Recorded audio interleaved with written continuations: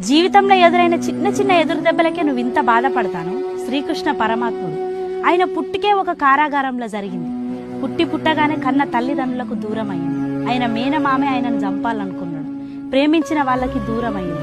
ఆ తర్వాత ఆయన ఉన్న ఊరు నుంచెల్లే వెళ్ళిపోవాల్సి వచ్చింది. చిన్నప్పటి నుంచెల్లి పెరిగేదాకా అందరూ రాక్షసులు ఆయనను సంహరించాలని మాత్రమే చూసింది.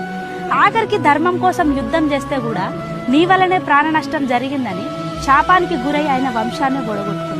ఇన్ని ఎదురు దెబ్బలు తగిలినా కూడా చరిత్రలో ఇప్పటి వరకు ఆయన చిరునవ్వుతో ఉన్న ముఖాన్ని మాత్రమే చూసినాం. మరి భగవంతుడికే తప్పలేదు అన్ని కష్టాలు. నామమాత్రులు మనం ఎంత.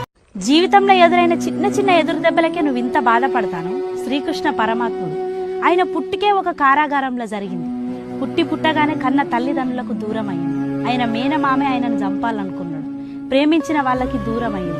ఆ తర్వాత ఆయన ఉన్న ఊరు నుంచెల్లే వెళ్ళిపోవాల్సి వచ్చింది. చిన్నప్పటి నుంచెల్లి పెరిగే